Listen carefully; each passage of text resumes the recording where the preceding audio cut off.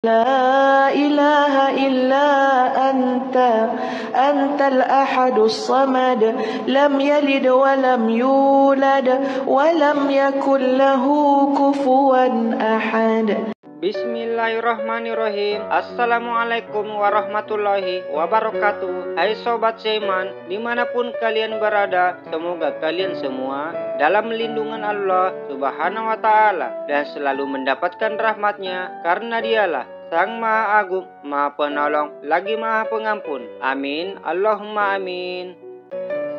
Kali ini saya ingin membahas mengenai pada masa penjajahan kolonial Belanda, di mana masa itu terdapat ulama yang sangat pemberani beserta santri-santrinya untuk melawan kroni-kroni Belanda, dan dia pun memiliki karomah yang sangat tidak masuk akal. Namun itulah yang terjadi dengan izin atau kehendak Allah Subhanahu wa Ta'ala tentunya. Setiap kota atau daerah pasti mempunyai tokoh yang pemberani, entah dia dari golongan pemerintah, warga biasa maupun ulama, dan pastinya disenangi oleh masyarakat di sekelilingnya. Begitu pula kota Surabaya, tepatnya di Mojokerto. Warga Mojokerto sangat bangga mempunyai Kiai Haji Muhammad Nawawi.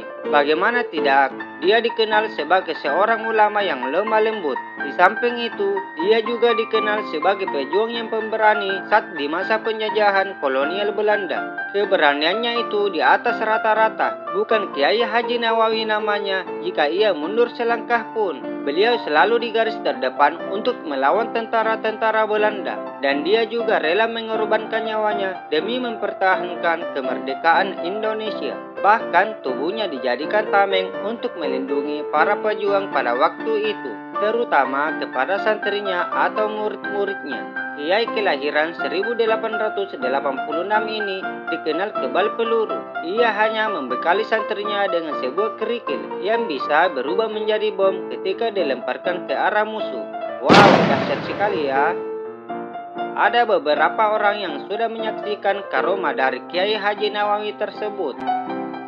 Yang pertama, M. Kodri, cucu dari Kiai Haji Nawawi sendiri. M. Kodri mengatakan, Mbah Nawawi itu kebal peluru, ditembak tidak mempan. Kalau perang, dia selalu di garis terdepan dan santrinya dibekali kerikil. Ternyata kerikil itu pada saat dilemparkan berubah menjadi bom. Ketika bertempur di Surabaya bersama Laskar Hizbullah untuk mempertahankan kemerdekaan Indonesia, Kiai Haji Nawawi menjabat sebagai Komandan Barisan Sabilillah Karsidenan Surabaya di Mojokerto. Namun sebagai cucu, Kordi tak tahu persis bagaimana kakeknya itu mencapai ilmu karomah. Mungkin beliau tirakat sendiri. Orang dulu kan pintar tirakat.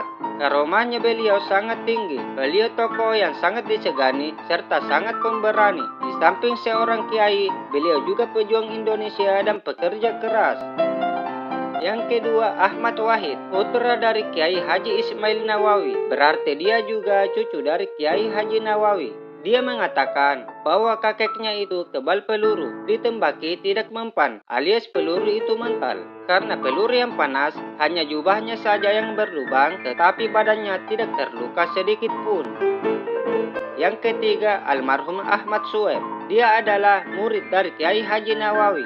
Dia mengatakan, guruku asal desa Bicak Mojokerto itu, yakni Kiai Haji Nawawi, pernah memberiku 7 kerikil. Ketika akan berangkat ke medan pertempuran, rupanya kerikil itu bisa meledak saat dilemparkan. Ketika di garis pertempuran, almarhum Sueb memakai payung sebagai tameng dari tembakan Belanda, dan ketika ia melemparkan kerikil yang diberikan oleh gurunya, seketika saja kerikil itu meledak saat menyentuh tanah. Maka terheranlah para tentara Belanda.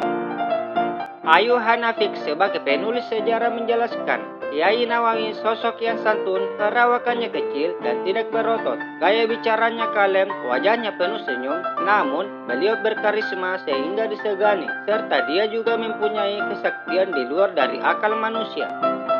Ketika pertempuran 3 hari pecah di Surabaya pada 27 Oktober 1945, Wali Kota Surabaya Rajamin Nasution meminta bantuan kepada para kiai atau barisan Sabilillah. Tanpa ragu, Kiai Haji Nawawi menyatakan kesiapannya untuk bertempur di garis terdepan.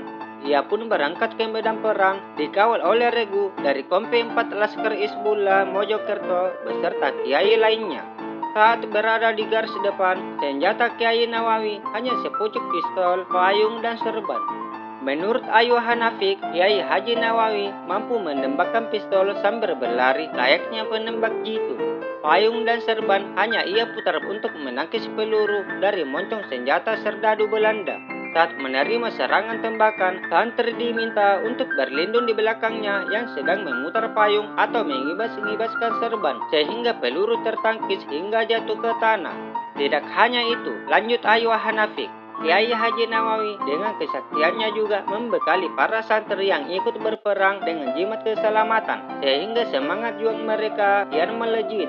Pasukan Hizbullah Mojokerto yang diberangkatkan ke Surabaya oleh Kiai Haji Munasir Ali lebih dulu dibayat untuk perjanjian siap gugur sebagai syuhada, sebab mayoritas para santri itu hanya membawa senjata tajam.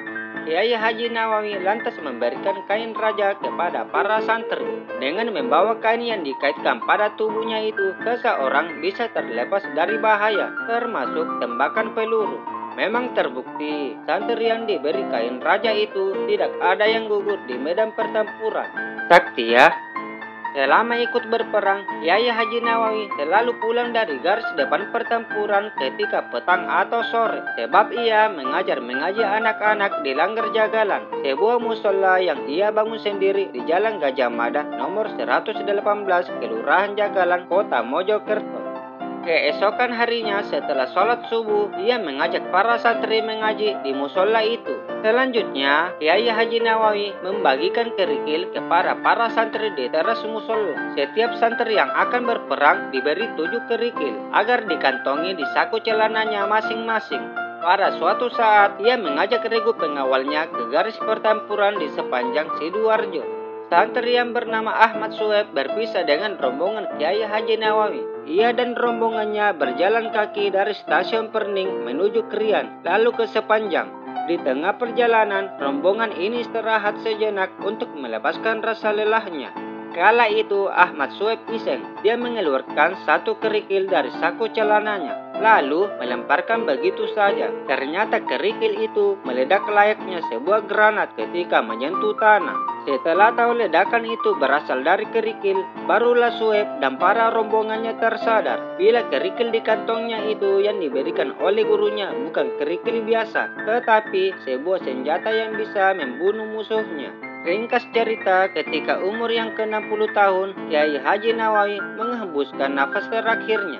Dia dikenang selamanya sebagai syuhada di masanya, sebab ia gugur dalam sebuah pertempuran sengit dengan serdadu Belanda di Dusun Sumantoro, Desa Pelumbangan pada tanggal 22 Agustus 1946. Ketika itu, ia menjabat komandan barisan Sabilillah Karesidenan Surabaya di Mojokerto. Jenazahnya dimakamkan makam lingkungan Bangunrejo di Dusun Simpangbar, Desa Sidoarjo.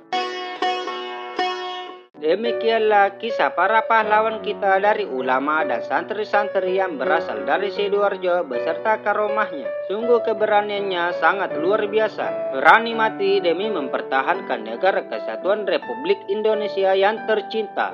Semoga kisah ini bermanfaat dan dapat dijadikan pelajaran. Kurang lebihnya mohon dimaafkan. Yang benar semua datangnya dari Allah Subhanahu wa Ta'ala yang Maha Benar. Dan jika ada yang salah atau melenceng, semuanya datang dari saya pribadi tentunya. Sampai ketemu lagi di kisah-kisah selanjutnya di channel Zira Islamiyah. Assalamualaikum warahmatullahi wabarakatuh.